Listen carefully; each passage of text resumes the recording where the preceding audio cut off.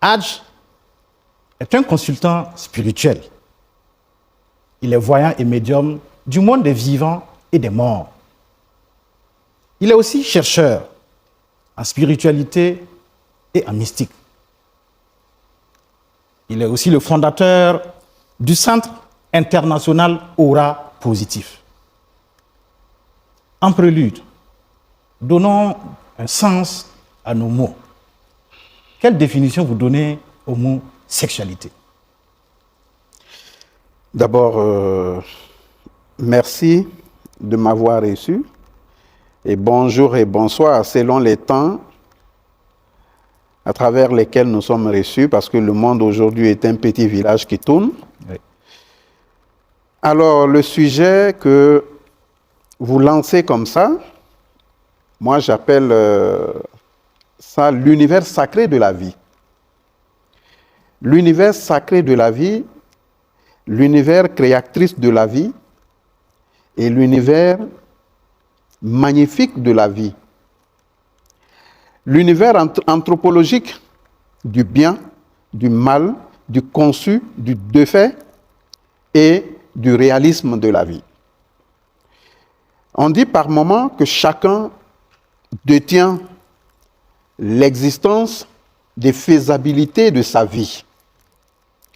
Et cela n'est pas sous parole du père ou de la mère ou même de l'ancestralité, mais elle est d'un dogme. Ce dogme qui, si elle n'avait pas existé, le monde ne serait pas existant. Le divin créateur a bien voulu nous magnifier d'une existence, d'une présence et d'une réalité. En parlant de sexualité, on va parler d'abord du sexe. C'est quoi le sexe? Sans tabou, est-ce que c'est cet appareil qui donne l'enfantement de l'homme à la femme? Est-ce que c'est cette matrice-là qui, au plus profond d'elle, est créatrice? Est-ce que c'est cette maison, je dirais puits, qui est le fondateur de la réhabilitation de l'être dans son plus profond invisible? Mais est-ce qu'en même temps, c'est le chemin du plus profond caché de nous qui s'exprime à cet endroit? C'est quoi le sexe?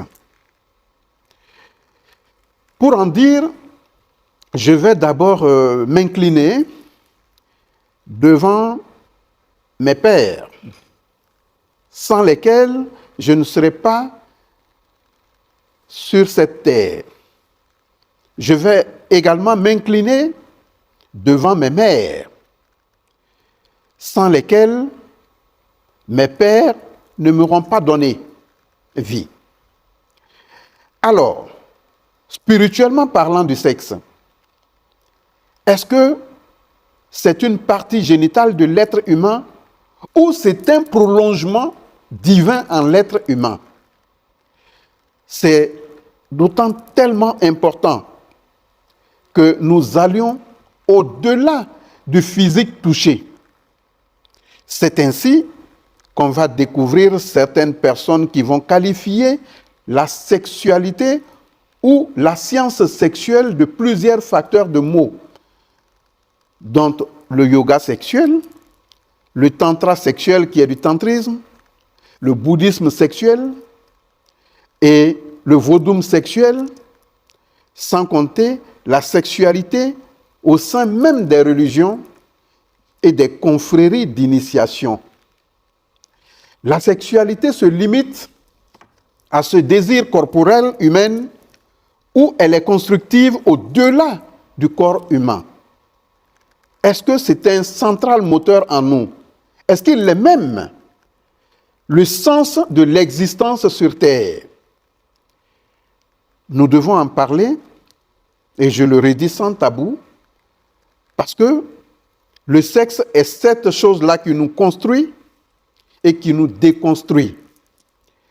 C'est le facteur dans lequel nous avons le bien et le mal, le bon et le mauvais, la fermeture et l'ouverture, le doré et le noir, le jour et la nuit, la vie et la mort. Donc voilà en quoi je peux déjà déballer ce concept de thème qui nous amènerait à voyager dans l'univers sacré du sexe, que ce soit féminin ou masculin, s'il est pour simplement faire des enfants ou au-delà de l'enfantement. Je suis à vous. Merci beaucoup.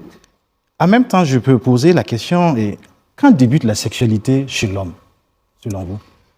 La question est tellement bien posée. Pour parler déjà du début ou du fondement de la sexualité chez l'homme, il faut parler du désir, il faut parler de l'envie, il faut parler de l'existence et il faut parler de la faisabilité. On est d'abord chair, on est d'abord sang, et le troisième, on est d'abord sperme. Le sperme et le sang, quels sont leurs liens? On les retrouve où? Et comment peut-on les vivre? On vit d'abord ce désir depuis la mamelle de la mère. Pour simplifier, depuis les seins de la mère, on est dans une forme d'habilitation, d'initiation à la sexualité.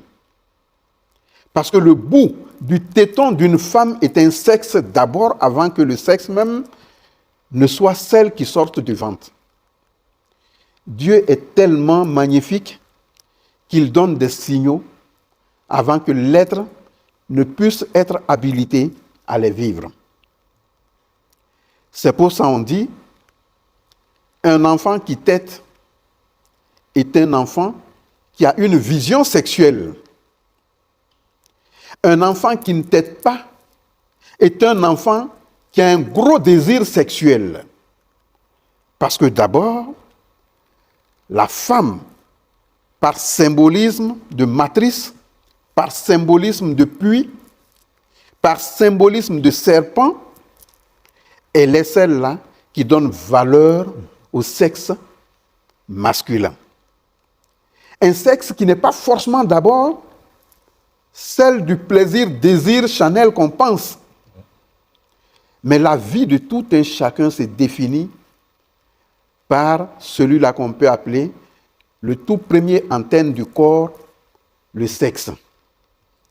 Et le tout premier paratonneur du corps, la matrice de la femme. Tout le corps de la femme est sexuel. Tout le corps de la femme est sexuel. C'est pour ça, dans nos traditions anciennes africaines, on disait la plupart des temps, il faut approcher la femme la nuit. Il faut approcher le sexe la nuit. Il faut approcher le sexe dans l'obscurité.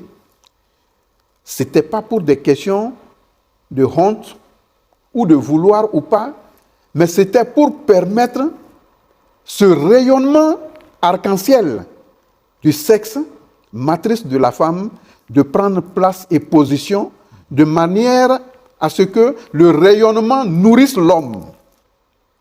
C'est pour ça que la sexualité était un rituel. Ce n'était pas un désir, c'était un rituel. De ce rituel sortait la prévision de tout être qui sortirait de cette femme. Ce que le blanc appelle aujourd'hui l'ADN.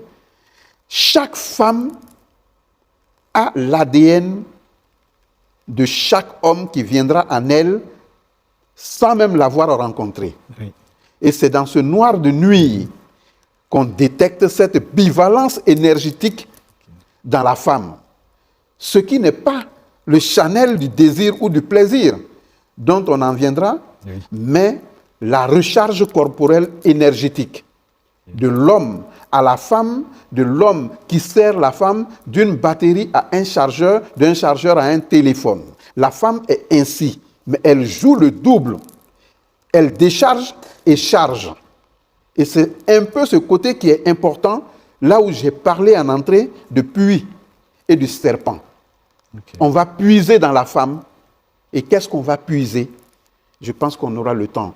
Et qu'est-ce que la femme reçoit de nous? Oui. On aura le temps d'en parler. Ça